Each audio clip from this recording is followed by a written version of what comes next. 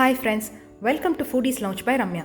இன்னைக்கு நம்ம சேனல்ல வெறும் 3 பொருள் வச்சு டீ கடை பட்டர் பிஸ்கட்ஸ் ஈஸியா வீட்லயே எப்படி பண்றதுன்னு பார்க்கலாம். இதுவரைக்கும் நீங்க நம்ம சேனலை சப்ஸ்கிரைப் பண்ணலனா மறக்காம சப்ஸ்கிரைப் பண்ணிக்கோங்க. பட்டர் பிஸ்கட் பண்ணுறதுக்கு ஃபஸ்ட்டு ஒரு மிக்சிங் பவுலில் அரை கப் அதாவது 100 கிராம் அன்சால்டட் பட்டர் எடுத்திருக்கேன். இது வந்து ரூம் டெம்பரேச்சரில் இருக்கணும். இப்போ இதை ஒரு விஸ்க் இல்லைன்னா எலக்ட்ரிக் பீட்டர் வச்சு நல்லா சாஃப்டாக க்ரீமியாக வர அளவுக்கு பீட் பண்ணிக்கோங்க. கிட்டத்தட்ட ஒரு 2-3 நிமிஷம் வரைக்கும் ஆகும். அடுத்தது இதில் 1/4 கப் சர்க்கரையை பவுடர் பண்ணி சேர்த்துக்கலாம். நான் பவுடர் பண்ணுறதுக்கு முன்னால் 1/4 கப் அளந்திருக்கேன். இப்போ இதை மறுபடியும் நல்லா பீட் பண்ணிக்கோங்க. எந்த வித கட்டியும் இருக்கக்கூடாது.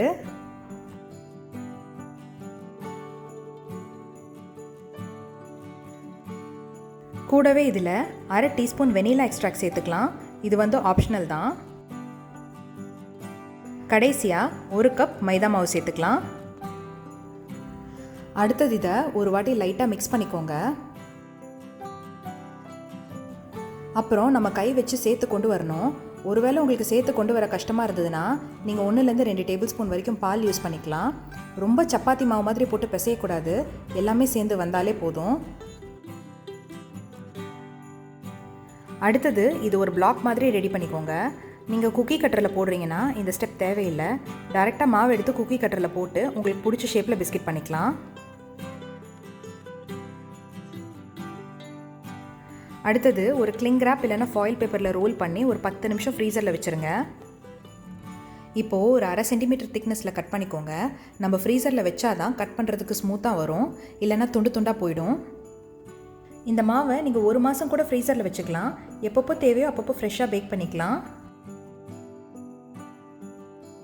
அடுத்தது ஒரு பேக்கிங் ட்ரே எடுத்து கீழே வெண்ணெய் வச்சு தடவிட்டு மேலே ஒரு பட்டர் பேப்பர் போட்டு ரெடி பண்ணி வச்சுருக்கேன். இப்போ இதில் ஒவ்வொரு பிஸ்கெட்டாக அரேஞ்ச் பண்ணிடுங்க. ரொம்ப க்ளோஸாக வைக்காதீங்க, கொஞ்சம் கேப் விட்டு வைங்க.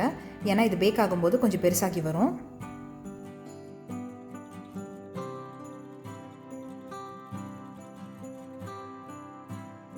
இப்போ இதை எடுத்துகிட்டு போய் அவனுக்குள்ளே வச்சுட்டு வந்துடலாம்.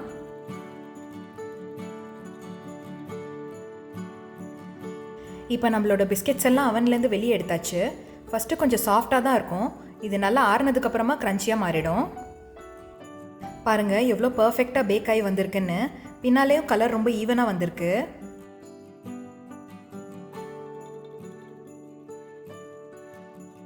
இப்போ நான் இதை உடைச்சு காமிக்கிறேன்.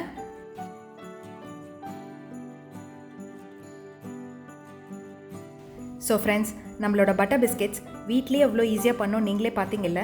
இதே மாதிரி இன்னும் நிறைய இன்ட்ரெஸ்டிங்கான ரெசிபீஸ் பார்க்க எங்கள் சேனலை லைக் பண்ணுங்கள், ஷேர் பண்ணுங்கள், சப்ஸ்கிரைப் பண்ணுங்கள். கூடவே இருக்கிற அந்த பெல் சிம்பலையும் ப்ரெஸ் பண்ணிக்கோங்க. நான் இன்னொரு நல்ல ரெசிபியோட சீக்கிரமே உங்களை மீட் பண்ணுறேன். டாடா.